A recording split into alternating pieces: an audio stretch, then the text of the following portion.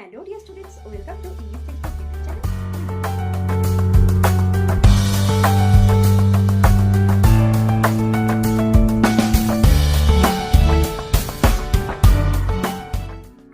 Hello dear students, welcome to English Textbook YouTube channel. We make English easy. আমি অশোকা চলে এসেছি আরও একবার তোমাদের জন্য একটি নতুন টপিক নিয়ে। তো আজকের ভিডিওতে আলোচনা করতে চলেছি একজন বিশেষ ব্যক্তিত্ব সম্পর্কে। তোমরা অলরেডি থাম্বনেল দেখে কিন্তু বুঝে গিয়েছো কার বিষয়ে আজকে আলোচনা করতে চলেছি। ইয়েস, আজকে আমি মোহাম্মদ রফি, একজন বিশেষ সঙ্গীতজ্ঞ, তার বায়োগ্রাফি নিয়ে আজকের ভিডিওতে আলোচনা করতে চলেছি এবং আরও অন্যান্য ব্যক্তিত্ব সম্পর্কে আরও ভিডিও কিন্তু অলরেডি আমাদের চ্যানেলে প্রোভাইড করা রয়েছে। তোমরা যারা সেগুলো তোমাদের প্রয়োজন যদি হয় তোমরা কিন্তু অবশ্যই আই বাটনে ক্লিক করে সেগুলো কিন্তু তোমাদের প্রয়োজন হলে দেখে নিতে পারো। তো চলো বেশি কথা না বাড়িয়ে শুরু করছি আজকের biography about Mohammad Rafi.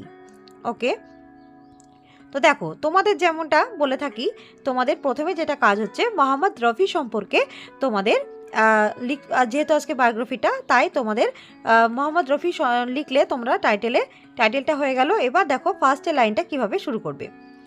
Mohammad Rafi was an Indian playback singer.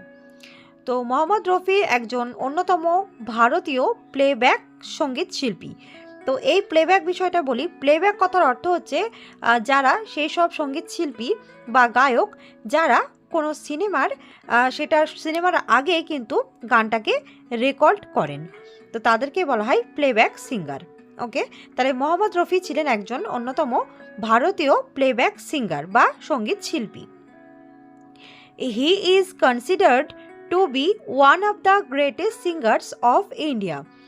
তো ভারতের অন্যান্য যে সমস্ত সঙ্গীত শিল্পী রয়েছেন তাদের মধ্যে মোহাম্মদ রফিকে একজন অন্যতম হিসেবে কিন্তু বিবেচনা করা হয়।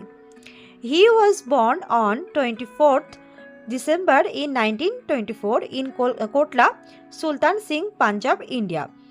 তো মোহাম্মদ রফি জন্মগ্রহণ করেছিলেন ভারতের পাঞ্জাবের অন্তর্গত কোটলা সুলতান সিং এই জায়গাতে, এবং সেটা হচ্ছে 1924 সালের 24শে ডিসেম্বর এই তারিখে। He was the son of Haji Ali Mohammad and Allah Rakhi Begum.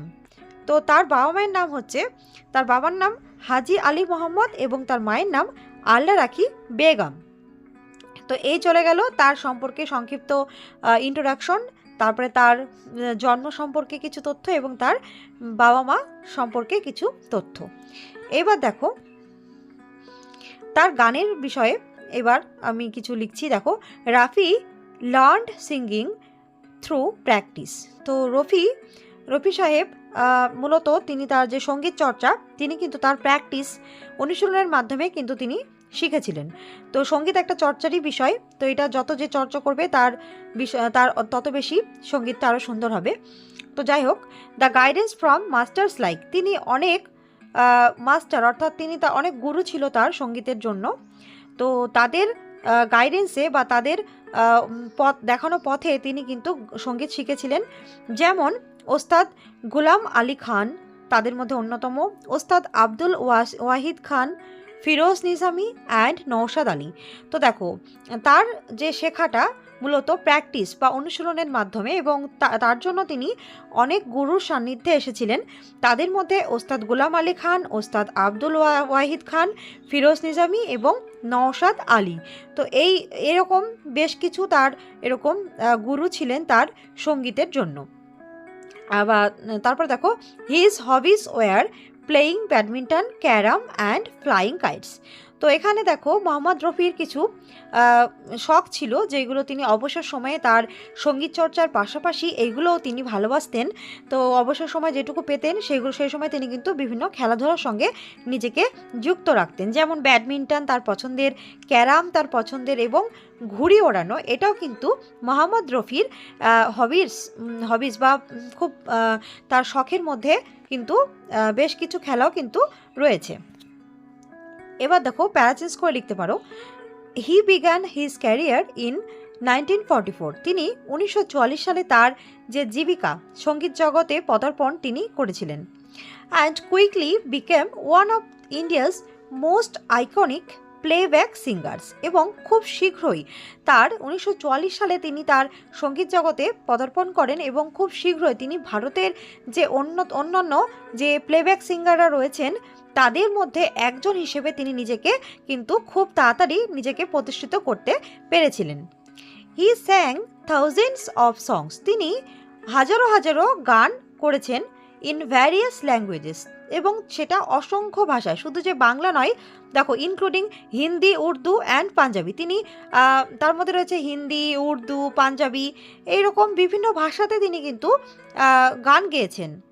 Some of his famous songs include, তার কিছু বিখ্যাত যে গান রয়েছে তার মধ্যে দেখো তেরি আঁখো কে সিবা, দিল কে ঝাড়োকে মে অ্যান্ড বাহারো ফুলোকা। তো দেখো এখানে তার কিছু সঙ্গীত যেগুলো খুব জনপ্রিয়তা অর্জন করেছিল তাদের মধ্যে এখানে 3টে নাম দেওয়া হয়েছে। দেখো তেরি আঁখো কে সিবা, দিল কে ঝাড়োকে মে এবং বাহারো ফুলোকা। তোমরা যদি আরও অন্য সঙ্গীত সম্পর্কে তার জেনে থাকো, যেহেতু তার হাজারো হাজারো গান রয়েছে তাদের মধ্যে, তো এখানে 3টে দেওয়া হয়েছে, তোমাদের যদি কোনো জানা থাকে সেটাও তোমরা কিন্তু এখানে অ্যাড করতে পারো। লাস্টে একটা ইটিসিটা দিয়ে দেবে, দিয়ে ফুল স্টপ দেবে। ওকে, আচ্ছা এবার দেখো রফি সাহেবের কিছু পুরস্কার সম্পর্কে। Rafi received several awards, Rafi সাহেব কিছু অসংখ্য পুরস্কার পেয়েছিলেন, ইনক্লুডিং দ্য পদ্মশ্রী ইন 1967। তিনি পদ্মশ্রী পুরস্কার পেয়েছিলেন, তিনি কত সালে, সেটা 1967 সালে। তাহলে 1967 সালে রফি সাহেব পদ্মশ্রী পুরস্কার পেয়েছিলেন, এবং এছাড়াও তিনি অন্যান্য অসংখ্য পুরস্কার কিন্তু অর্জন করেছিলেন। He passed away on 31 July in 1980, 1980 সালে তিনি 31শে জুলাই তিনি মারা যান। বাট কিন্তু still he is remembered as one of the best singers in the world of Indian music. তো দেখো তিনি 1980 সালে যদিও মারা গেছেন, তা সত্ত্বেও তাকে কিন্তু এখনও ভারতীয় সঙ্গীত জগতের অন্যতম যে গায়করা রয়েছেন, সঙ্গীত শিল্পী রয়েছেন, তাদের মধ্যে একজন হিসেবে তাকেও অগ্রগণ্য করা হয়ে থাকে। তো দেখো এবার মোহাম্মদ রফির জন্মসাল যেহেতু 1924, সেহেতু দেখো এইটা কিন্তু তোমাদের এবার মাধ্যমিক পরীক্ষায় আসার কিন্তু চান্স রয়েছে, কারণ এনার মোহাম্মদ রফির যে জন্মসাল সেটা অনুযায়ী 100 বছর সম্পন্ন হচ্ছে, তো সেই ক্ষেত্রে কিন্তু এটা আসার চান্স কিন্তু তোমাদের রয়েছে। তো আমি আশা করব এটা তোমরা তোমাদের মতন করে তৈরি করে নিয়ে যাবে। তো যাই হোক, যদি ভিডিওটি ভালো লাগে তাহলে কিন্তু অবশ্যই লাইক করবে, বন্ধুদের সাথে শেয়ার করে দেবে এবং কমেন্ট করে জানাবে তোমাদের ভিডিওটি কেমন লেগেছে, এবং অবশ্যই আমাদের channel English text book subscribe করে আমাদের পাশে থাকবে। আবার দেখা হচ্ছে পরের ভিডিওতে, ততক্ষণের জন্য tata, bye, thanks for watching.